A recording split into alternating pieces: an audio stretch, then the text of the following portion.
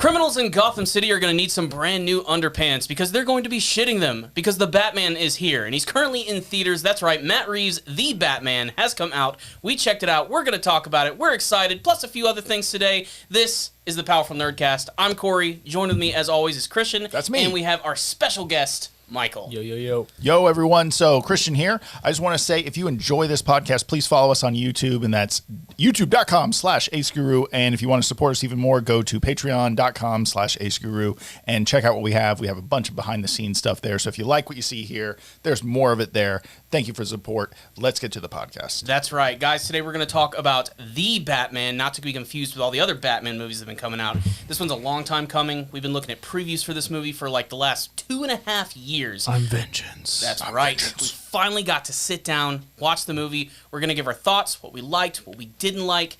Michael, I want to go ahead and start with you. Just give your initial thoughts on The Batman. Sure. So I absolutely loved it. I recently compared it, going back to the Christian Bale Batman movies, and I find this to be such a grounded universe that I can't. There's so much realism involved that it makes it a lot more fun to sit down and go through, because Christian Bale seems a little cheeseball to me at this point. You know, watching him versus Robert Pattinson, because you see this dude dressed up as a bat. Like, normally that's not okay. Like, that's a weird thing, right? But in this universe, it seems like something that would happen, because people in this universe are crazy, and they're going around, they're causing crimes, they're committing stuff. Of course, it's Gotham, but then a guy dressed up as a bat popping out of the shadows is not out of the ordinary. It seems very realistic. Versus Christian Bale sitting up there on the perch, you know, I'm Batman. Like, that takes me out a little. Where are the drugs? Yeah, where's Rachel? Like, after seeing Robert's version, it takes me out a little bit. That's just my opinion. But the cinematography was great. Storyline was amazing. I really loved it. Yeah, it was really good. I have to say that it was very grounded. I felt like it was a gritty film that overall, made you feel dirty after you were done with it. It took you on a journey, and it didn't try to hide through some comic relief at any point. This movie just was what it was the whole time. And what I really like about it is, one of my criticisms is there weren't many gadgets for Batman, but at the same time, it plays into the realism. He essentially has his grappling hook, some of his batarangs, his bat suit to fly around in, and that's it. I mean, yeah, he's got his car too, but he doesn't have a belt with 15 things on it. Mm-hmm. Yeah, he did have his bombs. I should take that back. There ain't no shark repellent in this. There's no shark repellent. Is what you're saying. Yeah, and everything felt grounded and real, and I felt that really made it more relatable. And one of the tools that I think that no one's really talking about is the first time Batman was introduced, it was on Halloween. Mm-hmm. So I felt that sort of gave you a way of everyone wearing a mask, and and it was kind of oh, that's kind of interesting that's when they're going to show you the costume, because it's kind of compared against everyone in Halloween costumes. Right. It's not out of the ordinary. No, It's not out of the ordinary. And I also like that Robert Pattinson was still sort of figuring it out, and that was very obvious. They weren't hiding that from us as the audience. He had only been Batman for a few years now. The city itself wasn't even really sure what Batman was at this time. They made that even pretty clear through the cops' dialogue and perspective. And it just took you on a good ride, and I didn't mind that it was 3 hours long. And I think, to be honest, I'm so used to episodic shows that develop characters so well. Maybe I need a movie that's 3 hours long to do what a episode that has a show with 6 episodes can do nowadays. Mm-hmm. What do you think, Corey? To me, this was the purest Batman movie that has ever been made, because it was live action Batman. Yeah. As you guys probably know, I love Mask of the Phantasm. That's my favorite Batman movie. But as far as live action Batmans go, this one was all about the character, which I really appreciated. Robert Pattinson was in that suit for 95% of the movie. It really was about him investigating this murder that was kicked off by Paul Dano's The Riddler. Yeah, it's less of a superhero movie and more of a psycho thriller. Detective psycho thriller movie. Yeah, I was getting a lot of Seven vibes from this. It just kind of carried that whole sort of detective noir through line throughout the entire movie, and I think that's what really elevated it a lot for me. That, and of course Matt Reeves' amazing cinematography. This is a great looking movie. There's so many shots here that you could just freeze frame. You could put it in a frame on your wall, and it would look amazing. Also, it just had this really good brooding atmosphere, which, like you said, Christian, had really no humor attached to it. There was very little levity in this movie. Everything was played serious. Throughout the entire film, Batman wasn't making jokes. I guess the closest thing to that would be that scene where the Riddler left a clue behind, which was a literal cut-off thumb attached to a thumb drive, and of course he winks to the audience a little bit, thumb drive, but he didn't smile. There wasn't like a long pause for the audience to laugh about it. It was still played relatively serious the entire time, and I loved this version of Batman, especially for the story arc that was given to him in this film, where this is early Batman. This is where he's first starting. He's the angriest version of Batman we've ever seen. It's the first time he's, sort of donned this costume and he's going out and doing his vigilante thing. And his only real mission is to beat the fuck out of every bad guy. It doesn't matter, just demolish their face, that's the end of the day. But throughout the course of the movie, he goes through all of these scenarios while trying to figure out what the Riddler is doing, interacting with Catwoman and the mob, where it sort of changes his perspective on what it means to be a hero. Less about beating people up and more about becoming a symbol of hope. And that was done so well through the visual in this film, especially when you look at the beginning of it and look at the end of it. They're visually, in a way, kind of different, but still shot with just amazing cinematography from Matt Reeves and his team. Yeah, I really like the fact that they used his symbol as a huge reference point for the whole movie. So it's like we think of the bat signal as this thing, like, oh, once the bat signal is up there, like that's a symbol for hope for the citizens. Like Batman's going to swoop in to save the day. But they kind of flip the coin, and they're kind of like, no, this is a symbol for those bad guys to realize if they screw up, they're going to get their jaw broken. Mm-hmm. Like, it's pretty amazing how they used that reference. And then now all these criminals are scared out of their mind, like, oh, should I actually commit this crime?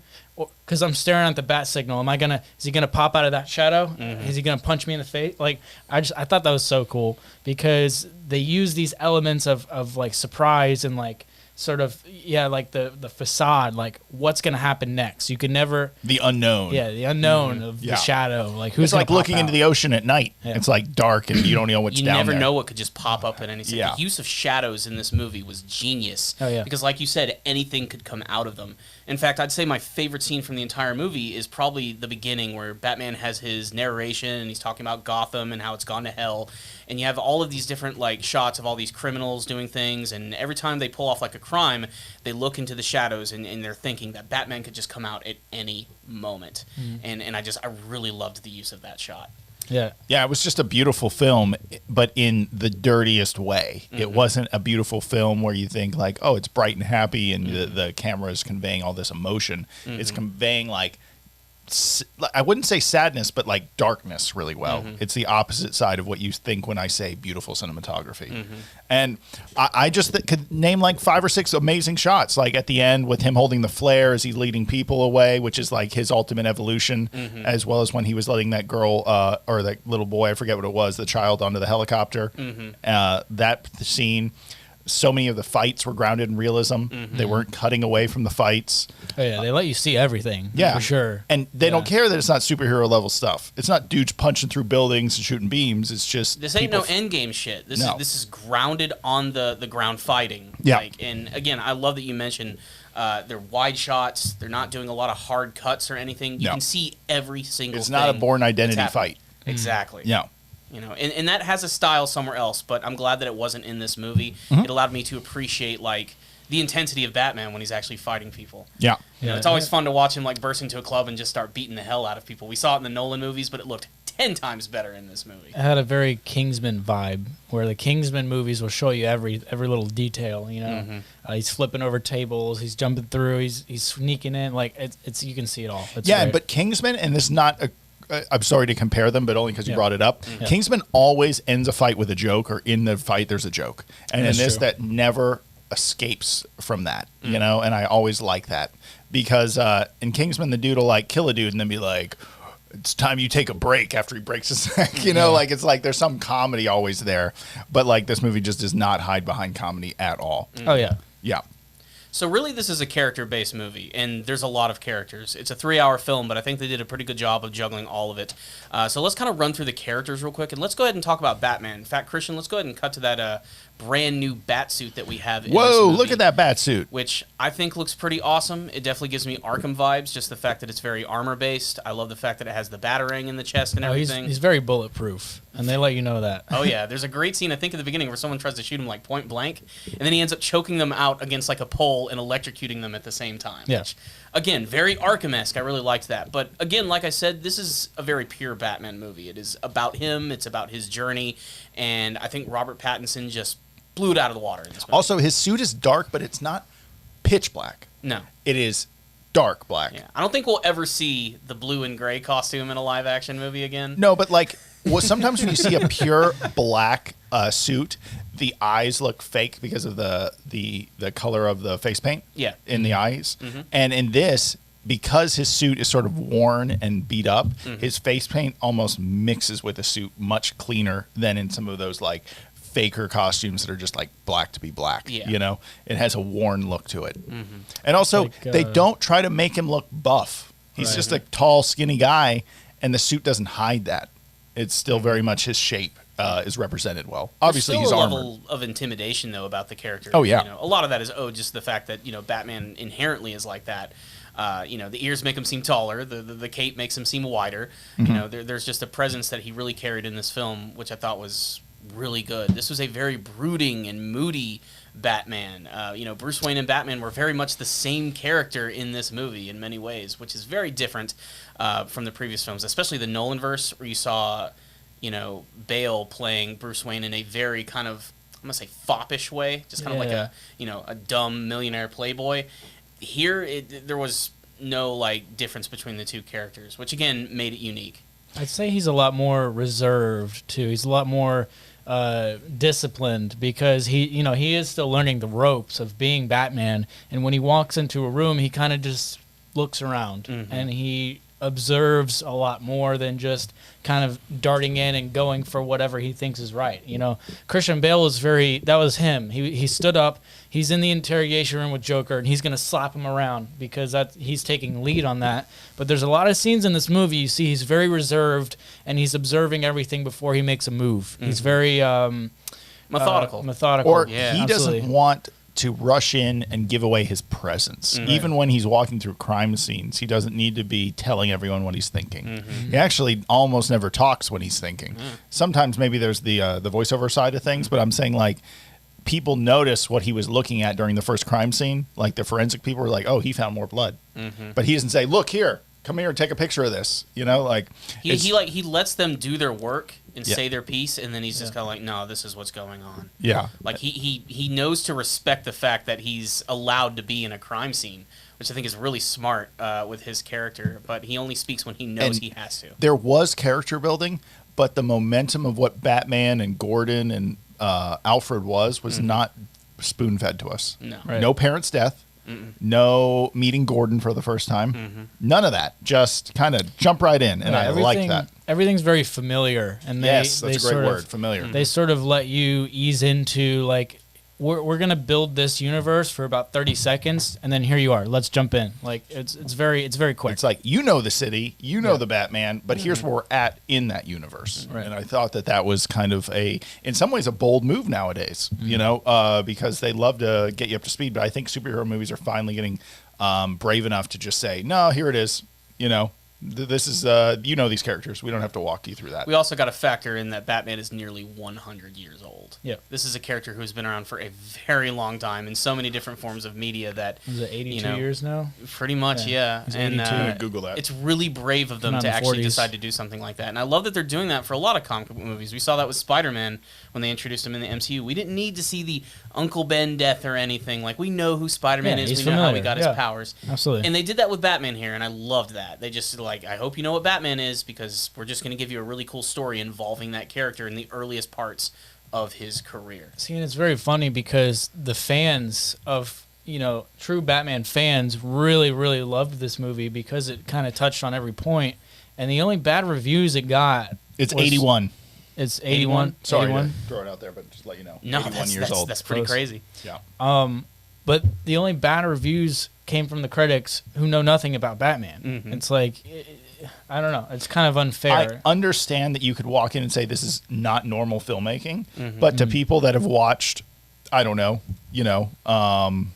what would you say? People that have watched Batman for a long time, it doesn't feel, unfamiliar at all. Exactly. Right. I think it's just because Marvel has taken over so much in the last decade, and people sort of expected that type of spectacle from this type of movie, and it's a completely different direction. This is nothing like the last 10 years of Marvel films. It's so much more slow. It really takes its time. It builds on all of its characters and their individual arcs, and that's why it had to be 3 hours long as well. I mean, we've touched upon Batman, but let's talk about some of the other major characters like the Riddler, the main villain of the film. I thought we were going to talk about Alfred's butler. Alfred's? Oh, you mean Dory? Yeah, Dory. The brand new butler character. The brand new butler. The sub-butler. Does she know who Batman is? I mean, she's a fucking plot device just to tell you that some bad shit happened. That's all she does. That's it. But hey, she left an impression. I remember her name. That's right. She had 3 lines of dialogue, but still. But getting back on track, the Sorry, Riddler, my bad. Played, I think, brilliantly by Paul Dano. Just a very creepy character. One of the most realistic Batman villains that I think we've ever seen. Maybe the most realistic serial killer-esque villain that we've seen in a live-action Batman film. Yeah, he's no Jim Carrey. Not at all. The exact friggin' opposite. This is not some dude running around in a giant green suit covered in question marks and making ridiculous puns. He's not hiding Riddler trophies all over the city. He's not hiding Riddler trophies all over the city. But he is still hiding a lot of little trinkets for Batman to find, because that is what the Riddler does. And he does it in a very dark and macabre style in this movie, using a lot of Saw-style traps on his victims, which I thought was very disturbing, especially the one with rats that eats the dude's face. That's pretty fucked up. They didn't show it in detail, but Gordon certainly made sure to throw that picture in someone's face to piss them off a little bit. Also, he did leave letters to Batman. That was his main theme to communicate. All the Zodiac codes. Yeah, those the Zodiac ciphers and ciphers. Those are pretty crazy. Because there was a lot of people. I remember seeing the trailer for the first time. Somebody figured out that code on the card. Within a day of it coming out. Somebody had already deciphered the code and they kind of spoiled the movie or whatever. Yeah, I kind of wish they didn't show any of the main riddles in the trailer, to be honest, because I remember hearing that the next day people were like, not only did they solve the riddle but the cipher as well. So, but it is what it is. But this version of the Riddler, he has a dark presence over the entire movie. He's not there a lot, but you can kind of feel that he's always there in a way. He's always watching. A lot of that is owed to that first amazing scene, which is a great POV shot of him watching this to-be mayor in Gotham City, and he ends up killing him. That great reveal shot of him when he's in the dark. It was really scary. Genuinely scary. Popped out of the darkness, yeah. Again, one of the things they added to this movie were some horror elements, which was unexpected, but the dark was used by the Riddler as well. It wasn't just a Batman thing. And I thought that was pretty they're going to give the darkness to someone else, and use that as a tool for the other characters as well. And, again, they play with the fact that Riddler and Batman are kind of two sides of the same coin in this movie. Just the Riddler's just a little more extreme in the methods that he goes about. He's a bad guy, but he's also trying to, bring some truth to Gotham City, and the terrible things that are done in it. It's just he's not afraid to, strap a bomb around your neck. That's just the way that he does Look, if you're corrupt, you got to go.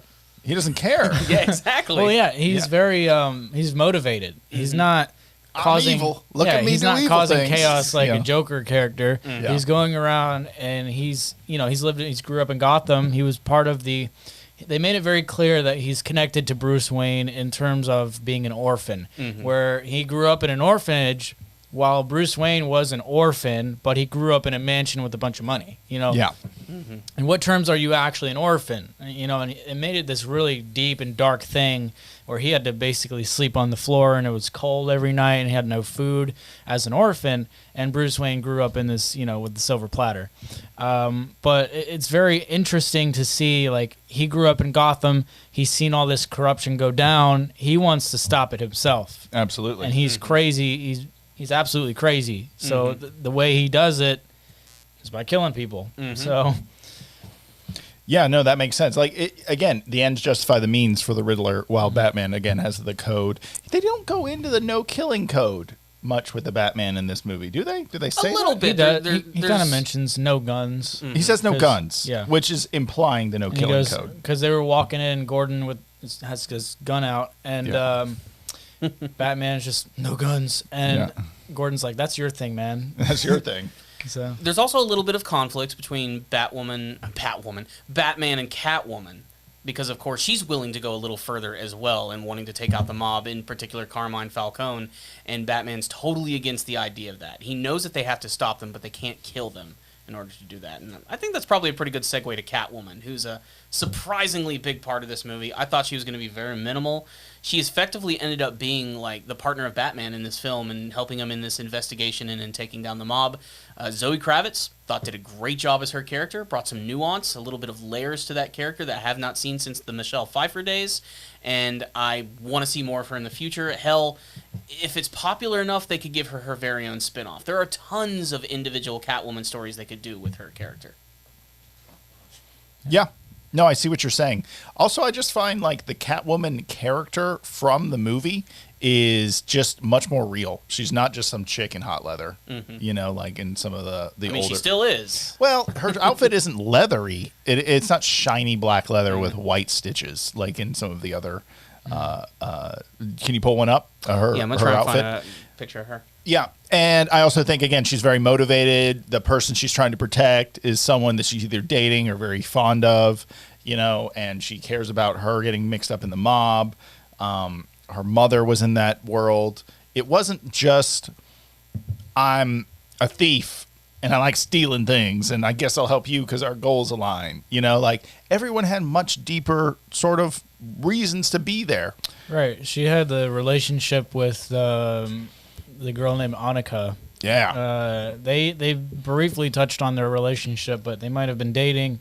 But it's very clear that they were close, and Nice. and so they were very close, and it ends up that was her motivation. They killed her off, Yeah. and that's her motivation for why she's Yeah, involved. Catwoman up there. There, I'll go there. Yeah. Yeah, her outfit is very well thought out besides her headpiece. It looks Very like she homemade. like ran out of creativity. She's like, oh, got this done now. Cut a hole in that. Done. Pretty much. Did she intentionally put little ear things? No, I think that's in there? a beanie inside out. Just an inside-out beanie and made it look like little I cat think ears? the costume designer was like, "Yeah, this is not intentional, but It's intentional, but It's subtle. if someone were doing it in real life, it wouldn't have been intentional. Yeah. Yeah. Like, there's no confusion. Like, if you didn't know Catwoman was in this movie, she shows up in this costume, you're going to be like, oh, that's Catwoman. That's Catwoman. Like, yeah. it has to be her her. silhouette looks like Catwoman, you know. And she even still had some of that Catwoman, gadgets. I don't know if she had, like, the whip, but she had, like, at least some sort of grappling hook of some kind. You know, she likes strays, as she says. She doesn't go into, I'm a crazy cat lady or anything. She just has a lot of cats. Catwoman is the definition of crazy cat lady. No, but they didn't go overboard. They That just show was- you 2 or 3 shots of some cats. That was sort of like the one comedic part where Batman's in the apartment with her, and there's a bunch of cats, and he's, you must like cats, you know. Just like Michelle Pfeiffer, she also drinks exclusively milk because, cats. They managed to run, to the barn with all this cat stuff, but not making it feel so ridiculously cheesy. In fact, I'd say Catwoman is the closest thing we have to levity in this movie at all. She's the only one who brings any sort of like jokey feeling to the movie, but not going overboard with it, which is, again, I appreciate it because it didn't derail the movie or the mood of it at all. But yeah, nothing was quirky or out of place. It all is very like I said, it's very realistic and grounded. It's not out of the ordinary for someone to act like this in this universe. For Exactly. Sure. Yeah. We also had the Penguin, played by Colin Farrell. No top hat, no monocle, no ridiculous giant long cigarette. Just sort of a more realistic take on the Penguin. He's basically just a scarred mobster. That's kind of like his entire deal. He works for Carmine Falcone, and I really liked his performance in this. I thought it was great. The makeup on him is astounding. I'd say it's a combination of real prosthetics and some CG work probably done, but Oscar like worthy. Yeah, if somebody didn't tell you that this was Colin Farrell, like if I went into this not knowing Penguin was in the movie at all, Colin Farrell's involved, I wouldn't be able to tell you who that guy was. Like, he did a really great job. I know, Christian, you mentioned at one point you could hear, like, his voice a little bit. No. I could not tell it was Colin Farrell besides the eyes. The eyes gave it away. But the actual like shape of his face, his like, his fat suit, whatever it was, his build was not Colin Farrell at all. Colin Farrell seems like a very athletic like guy that can move. He's a fit guy. Yeah, but Penguin looked like an out of shape gangster guy. Also, they never gave Penguin let me pull that up. They never gave Penguin a physical fight, and I think that was to hide the Colin Farrell-ness of it. Also, Penguin's not a physical fighter. No, because he would get wrecked. He has thugs. He has little cronies and everything. Yeah. I mean, he can throw cuffs, but with Batman, hell no. He's going to get his ass completely handed to him. Yeah. He didn't have, as far as I know, no umbrellas. I don't think I saw a there single was no umbrella and no monocle, no top hat, the traditional stuff. But still, I really liked this version of the Penguin. Yeah, it looks I'd say good. The closest we've come to the comic version in any live-action movie. I mean, this is not Danny DeVito. This is not the Trash Man. This is something completely different, but I really did like it. Supposedly, he's also getting his own show on HBO, which may or may not be a good idea. It's a prequel show about how he was rising up in the ranks. They're basically saying it's Scarface, but with a penguin. So I'd watch it. Yeah. I mean, I heard the Peacemaker show is pretty good. So. Oh, dude, I've been watching clips of that. It's so fucking funny. Yeah. But I'm not paying for HBO Max.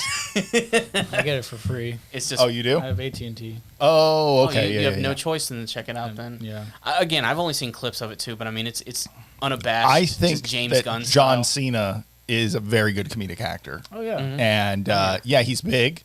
But even in the show, it's not just like, I'm a big dude, watch me punch people. Like he's a very vulnerable guy with a fucked up childhood. Yeah. I don't want to get too deep into that show, but it's actually really funny. Mm-hmm. Yeah.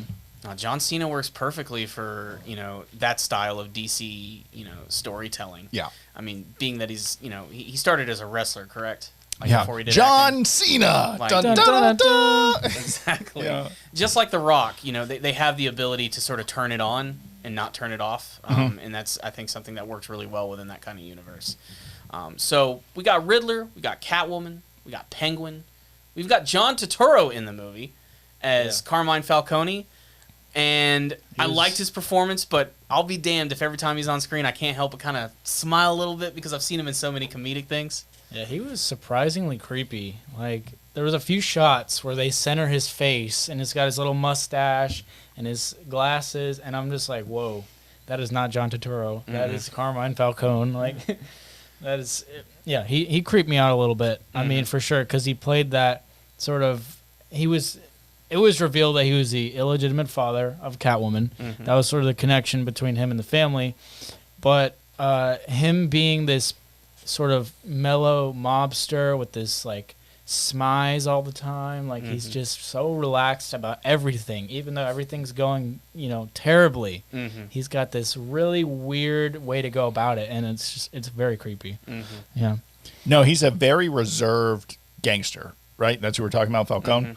Yeah, like he just has this, like, he's not worried about anything because at any point, if it needs to get violent, it'll happen, and it won't be a big deal. Yeah. Because he's seen it all already. He's got everyone on his payroll anyway. All so the cops. if you step out of line, it's okay. I'll just erase you. Yeah. That's the thing. And I sort of like, that's the scariest part. It's a guy that doesn't need to be scary. That it's, I think it's like that phrase, I might have messed this up, but it's essentially like the loudest person's actually the most scared. It's like the guy that doesn't need to be loud is probably the scariest one in the room. Yeah. So. Oh, you forgot my drug money? Erased. Bang, bang, bang. And who else have we not talked about? Gordon. Gordon was great. Gordon, Jeffrey Wright, playing Gordon. Amazing. I didn't really have much of an issue when they announced he was going to be cast. He's a great actor in everything he's in, and of course he killed it in this movie. His relationship with Batman in this film was, I think, the best Gordon Batman relationship we've seen. The closest, very close second, like right under it, has got to be Gary Oldman. Yeah. In the previous one, because I mean Gary Oldman looked like Gordon, Yes. But this is very much a different version of that. But I'll be damned if besides Jeffrey him Wright being wasn't awesome. black, just to be honest, besides him being black, he pretty much looked like Gordon. Yeah. And guess what? It didn't matter. And I'm sure a lot of people, I heard it on the internet, were really like, oh, like they recast a different race to try to be diversified. For Gordon, though, it doesn't really matter. No, it doesn't matter. He could be black. He could be Indian. It doesn't matter. As long as he's got the stash and the glasses and he works And with he's Batman. played right. Yeah. And he killed it in this movie. This was in some ways kind of like a really twisted and dark buddy cop movie between Batman and Gordon. And I loved their relationship throughout the course of this entire movie. That's a good way. Yeah. Yeah.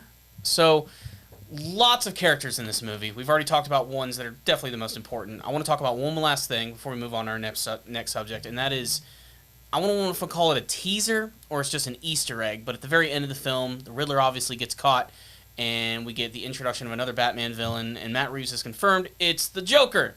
The Joker is in this movie. It also made me realize, shit, we should have said spoiler warning at the beginning of this, but... Well, too late now. You know, it's the way it's going to be. Why you listen to our review? Yeah, exactly. But the fact of the matter is, the Joker's in this film. He has a very small moment with the Riddler, which is creepy and typical Joker stuff. Lots of laughing, mentioning clowns, and that's it. That's all I have to feel about it. To me, it felt like the most shoehorned part of the movie. I was just like, if they'd have completely cut this out of the film, I'd still be okay. Honestly, if they're going to make a sequel because it makes a lot of money, that ending isn't the reason. And they could have not had it in there. Exactly. I think, I agree. I think they have it in there because DC doesn't do post-credit scenes. And if so they had to have a little connection, give you a little hope of something that might come in the future. If it doesn't happen, it's not the end of the world. But if it does, they have something that they can go back to, for sure. Total agreement. If they never made a sequel to this movie, I would still love this movie. It'd be great. It'd be great to fine with rewatch. that. It's fantastic. I cannot wait to see it again, to be perfectly honest. Yeah. But yeah, I mean, it's the Joker. He's the most popular DC villain, most popular Batman villain, arguably the most popular comic book villain of all time. So that could have been pressure from DC to add that in. I'm not really sure or not, but we do get a small glimpse of him. He's got weird, creepy-ass makeup on. They're doing something a little different with this version of the Joker. Maybe we'll see it in the future, maybe we won't, but it's there, and I'm sure it's going to get a lot of people talking. Yeah, I hope there's a sequel. In the simplest sense, like, yes, I want a sequel. I don't even care if it's just Batman going around solving mysteries, and it's just a big sort of no actual real big bad guy, just like 3 sub bad guys. Like you throw a penguin in, you throw another, the mannequin guy.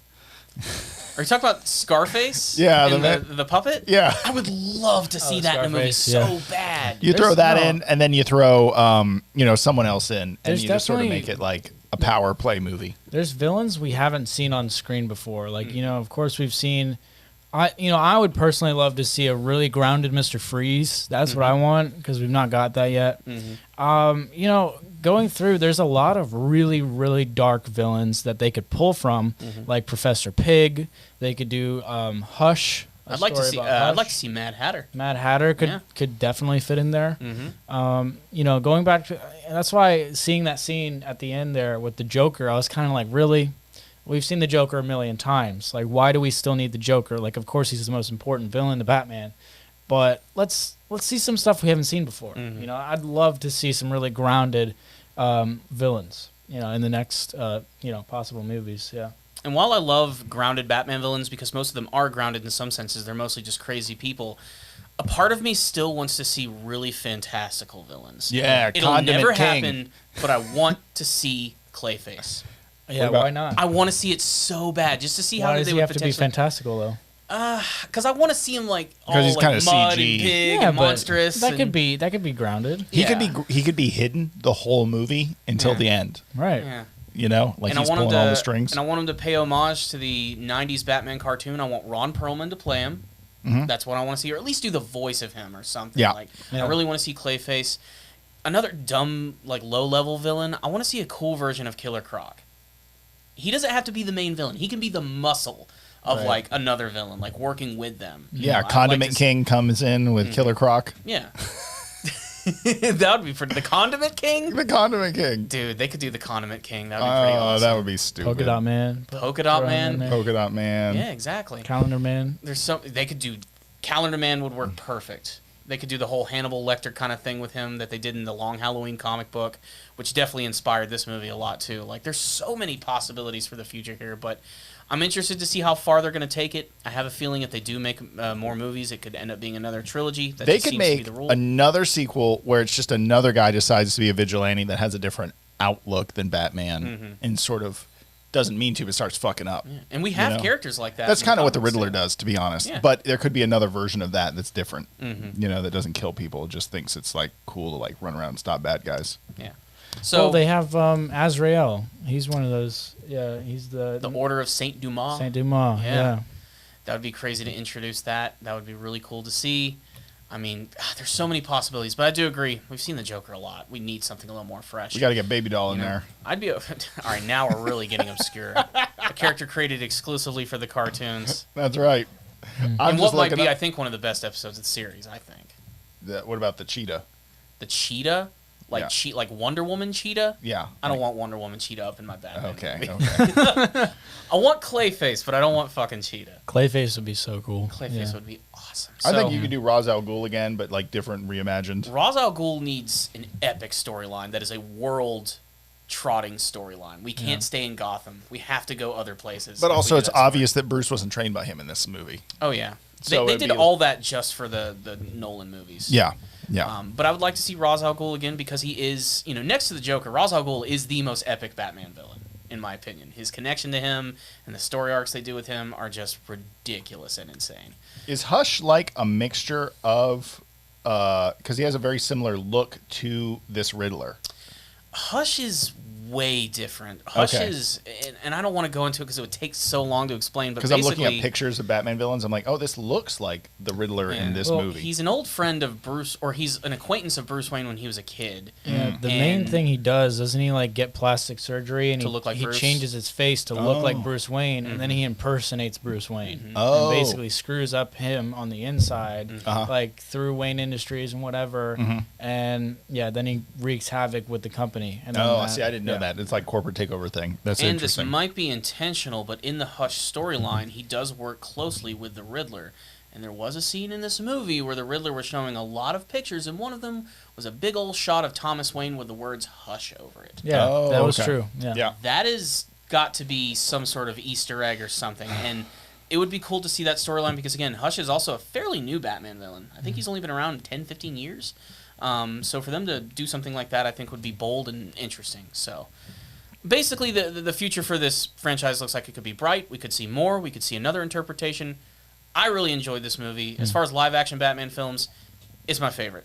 I love it. Yeah, 9 out of 10. 9 out of 10. Great. Go see it. If you haven't seen it, what are you doing? Why are you still listening to us? Go see it. Go spend 3 hours. Do it.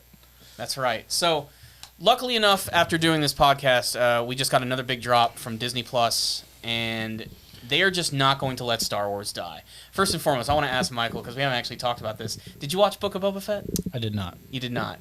Just watch episode 4, and you're good. Good. It was not perfect by any stretch of the means. Yeah. The first, 6 episodes were kind of bad. And then, halfway through the show, it basically becomes Mandalorian Season 3. Okay. Yeah, so I'm serious. Boba Fett doesn't even appear in some episodes. It's all Mando. Great. So it wasn't great, but Disney's just gonna keep on trying. They're gonna keep trying to sell us Star Wars. I think they should. I mean, so here's my opinion. I was thinking about this on the way over here.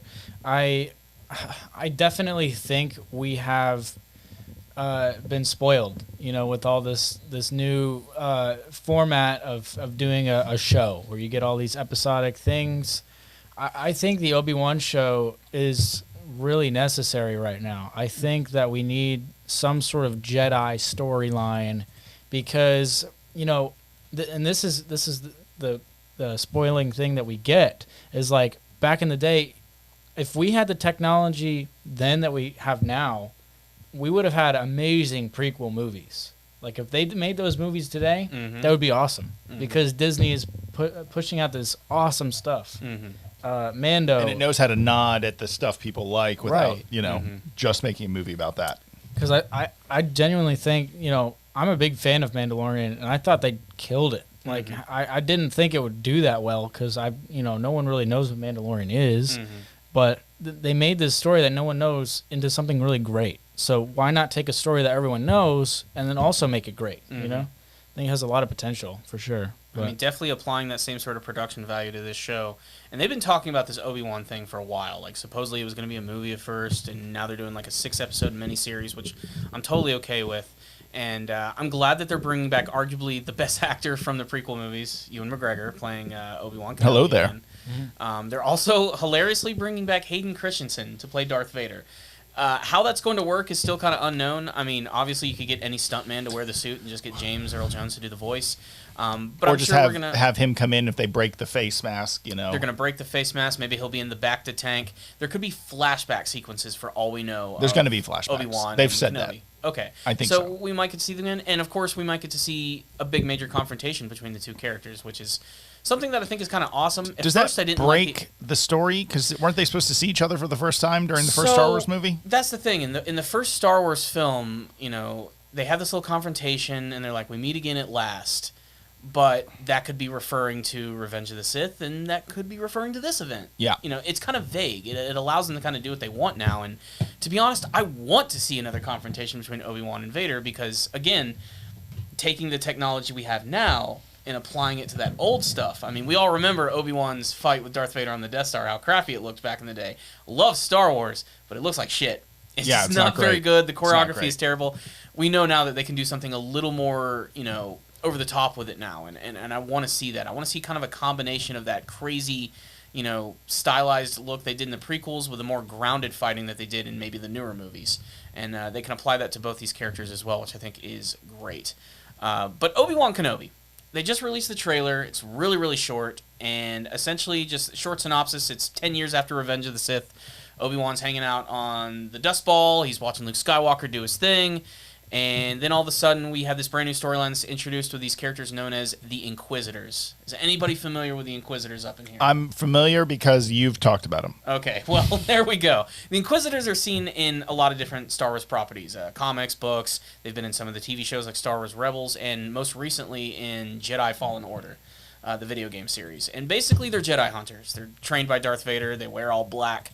And they're Force sensitive, but not Sith. Yeah, from what I understand, I think they were people who survived Order 66, but they defected over to the Empire, and they're basically like Vader's like secret force who go around killing Jedi, and they look like they're going to be an important part of this show. I'm not 100% sure though that they're going after Obi-Wan Kenobi. I have a feeling that there's going to be other Jedi in the show who also ran after Order 66, and they're going to try and survive on their own, and maybe they're going to find their way to Obi-Wan or vice versa. Well, I mean, there's going to be a collision course eventually. After Order 66, who's left? That was the thing. I questioned that a long time ago, but all these new shows that keep coming out, there's a ton of survivors. I mean, there was Grogu, of course. There was, You think they're going to put Grogu Ahsoka, there's so many other characters. That other guy. And I don't know if they're going to put Grogu in this. If they did, I think it would just, I don't know. Aren't they all on the same planet? No. Not at the same time. No, there's a lot of desert planets. Oh. The good thing I do like in this show that we're not completely stuck on Tatooine. We have some really great shots of some brand new cities I don't think we've ever seen before, and you get to see the Inquisitors and the Stormtroopers and tons of other alien creatures and everything. So I hope to see more from that. What was really missing from this trailer, though, was a lot of Obi-Wan. He's barely in the trailer at all, to be perfectly honest. It's mostly focusing on the Inquisitors, and it almost seems like it's more based around them. But I can't wait to see what Obi's going to do in this. I mean, the only shots of him, I think it's on Tatooine, where he's watching a young Luke Skywalker, who's with his uncle and his aunt, and they're bringing back those same actors from the prequels, too. Oh, yeah, Joel Egerton. Mm-hmm. I thought they looked familiar. Yeah, they're bringing them back. Yeah. I love that, love them or hate them. A lot of people, at first didn't like the prequels. I think people have more of an appreciation for them now after the sequel trilogy. But they're like, oh, this can get way worse. Exactly. But I do like that they're not shying away from it. They're bringing in all of these prequel characters and the same actors and everything, and it makes everything still feel cohesive and like a living universe, which I really appreciate about that. Best part about the trailer for me, though, Duel of the Fates. I know it might seem a little, But it's like the most iconic. And it's so tied to Obi-Wan. Yeah. I really liked that aspect of the trailer. I felt the trailer showed me nothing, and I wasn't more hyped about the show. I was hyped about the show, but I saw the trailer. I'm like, okay, there's the bad guys. There's Obi-Wan Kenobi, and now they're playing the song. And then it was over, and I was like, okay. It's on Desert Planet. That's what I thought. And I'm like, I'm excited to see the show because, that's kind of why we watch these shows, because it's the in-between stuff. We know how things end. But this trailer didn't do much for me. We've never seen what happens after the Clone Wars and Obi-Wan drops off Luke on Tatooine. Like, what happens? There's a lot that could have happened in between that and episode 4. Mm-hmm. Like, there's a lot that we don't know. You know, that's what I'm excited for sure. Mm-hmm. Yeah. Like I said, Obi-Wan is one of my favorite characters, so I'm really excited to see what they do with him. You know, as he's getting wiser, because he had just gotten to master rank or something. Pretty much, yeah. He just became, Anakin's master, and everything fell apart. So now, what has he got left? He worked up all this time, and then now he's just going to get wiser and better, and and also chill out. Doesn't need to be some crazy strict Jedi. He needs to actually keep it chill, and not save every person that's distressed or be some peacekeeper anymore. He needs to just save his own ass. That's kind of how I think that's the character arc of this character for the show is how do I, and the bad guys talk about that. The Jedis can't help themselves. They're going to expose themselves again. We'll find them. Don't worry. And you never see Obi-Wan whip out his lightsaber during the trailer. It probably won't happen till the end of the series. They're just really going to build out maybe with his confrontation. I mean, he's going to fight against some Inquisitors. Of course. I mean, it's going to happen, but I mean, obviously it's Vader. By the way, if on this screenshot that I have I'll pull it up. Yeah, on got screen it right here, this is just a good image of Obi-Wan, of course, how he's going to look in the film. But that shot of Vader is actually from the show. It's him coming out of his meditation chamber, and I mean, it's awesome. It's just Vader. I do wish that Obi-Wan, his hair was a little grayer, because it's hard to believe that in 10 more years he's going to look like Alec Guinness. It's just not going to happen. I think they've embraced that shit's just not the way You just got to let that go. Yeah. Just like there was just a period for 5 years. It's living on a desert kind of fucked you up a little bit. I think they He graded didn't him use a sunscreen. little bit. I mean, it's a good thing that he still at least resembles a young Alec Guinness, and that works as well. But Yeah. I can't wait to see him go off-world. That's what I really hope happens. I want him to get off of Tatooine. And I don't think he's going to, because the whole point is he's guarding Luke the whole time. I think they're gonna do some quirky sidekick, and we're gonna go on adventures with them. You don't think he's ever going to have to go tend to Leia? Ooh. We could go to Alderaan, or maybe I never thought of that. Yeah. Leia. I mean, Like, for all we go know, check in on her and stuff? yeah, that would be pretty cool too. Everyone knows when chicks become Jedi, it's not interesting. We're talking about you, Ray. There's also, again, I'm expecting there to be some form of interaction between Obi-Wan and Luke's uncle, Owen. Mostly just Uncle because Owen. at the beginning of Hamperoo! at the beginning of Star Wars, you can tell that Owen just hates Obi-Wan. Like, he wants nothing to do with There's him. also the subplot of Black Chrysanthemum. There's a huge comic book story of Black Chrysanthemum coming in and trying to kill Luke, and that's maybe why they introduced Black Chrysanthemum In Boba Fett, because that's going to have a bigger effect. You're like, oh, I know who that is now. Yeah. And that's a huge comic book Is that the blue storyline. dude? No, Black Chrysanthemum is a giant, Black super Wookiee. pissed off black Wookiee. Oh. And he is awesome. Pull He's up a one of the- picture of that. Yeah, I'm going to see if I can find Black Chrysanthemum. Black He's, Chrysanthemum is just an interesting kind of the big brute character. But because everyone loves Wookiees, they're like, oh, that's cool. Who is the blue dude with the hat? That is Cad Bane. Cad Bane. Cad Bane is Cad dead. So yeah, there's Black Chrysanthemum. Yeah, let me He's a pull that up. Wookiee. He's Okay. pissed off. He was one of my favorite characters from the entire Alright, show. I guess I'll give Boba Fett a watch. Just watch start on episode 4 and go forward. Don't even watch the first 3. But Cad Bane, I loved him in, he was barely there at all. He's in the last 2 episodes, and Yeah. even in one of them, he's in it for like 5 minutes. He's a character from one of the cartoons as Yeah, well. because I remember seeing him. I saw a clip. He also might be the scariest looking Star Wars character I've ever seen. Yeah, he's terrifying. Yeah, when he appeared there, it was crazy. That being said, it would be cool to see Chrysanthemum in Obi-Wan Kenobi, but I really want this to be a self-contained thing. I don't want to see Grogu. I don't want to see Mando. I don't want to see any other. I just want this to be Obi-Wan's story. I don't want anything to take away. First of from all, that. there's no way Grogu and Mando would be there, right? Because of the Grogu timelines. could be. Yeah, but Mandalorian. Not with Mando, obviously. Not with Mando. And Mando could technically appear as well, but before they meet each other. I mean, this is a good. They're This is a abusing good, like, the 20 Mando years, thing. I think, maybe before they even Yeah. meet each other. Look, Mando is only like 30 or 40. Like they He might can't. be like, a young teenager at this point. Yeah, I no, would they're not say. going to introduce him there. But I really hope they don't do that. Like I said, I want this to be a self-contained Obi-Wan Kenobi story. And I think it's a total missed opportunity. I think you joked about this the other day, that this is not airing on May 4th, but May 25th. Yeah, it could have been May. May the 4th be with you day. But, I guess they got to space things out. Remember, they don't want to compete too much with other Marvel shows that are coming out. Hell, Moon Knight comes out in just a couple weeks. That's probably going to carry us. What's in between Moon Knight and this show? Because there is a gap there. I'm not really sure there is anything. Interesting. I mean, I know they have other stuff coming out, but Moon Knight looks good. I'm also excited because the guy that plays Moon Knight, I love that actor. Oscar Isaac. Doctor right? Strange too, I think. Oh, is that really coming out during that? Well, it's a Is movie, it- but it's comes still out, comes out in May. never mind. that's I why think, they're right? doing end So of we got May. Moon Knight. Yeah. A little bit of Doctor Strange. When's Doctor and Strange? more Come out? Star I'm Wars gonna look stuff. that up. See, I Doctor thought it was- Strange in I thought it was May. the Multiverse of Madness. Strange 2. I'm pretty it excited comes for that out. movie too. I'm not gonna lie. Release date. It makes me really need to finish May watching, 6th. That's why they can't do May 4th. Yeah, May 6th. Yeah, they're doing it. They're letting that movie play out and die down, and then they're going to do the. So it's Moon Knight, Doctor Strange, and then the Obi-Wan show. Right. Yeah, Disney will never not have something coming out forever now. I think COVID, they had that gap where things got a little messed up because they couldn't finish filming stuff, but that's never going to happen again. Now they got to make sure that every month, every 2 months, there's something Yeah. for someone to consume. Absolutely. So, but this was just our first teaser trailer. We'll get to see how Obi-Wan shapes up in the future. But guys, I think we're gonna go ahead and wrap up the show today. Michael, thanks for joining us. Absolutely. Batman, it was awesome. I'm glad that we got to watch it together and talk about it. It was good. But what about you guys? Did any of you guys see the brand new The Batman movie from Matt Reeves? If you did see it, make sure to sound off in the comments section below, telling us what you liked about it, what you didn't like, favorite moments, characters, and of course the future of the franchise.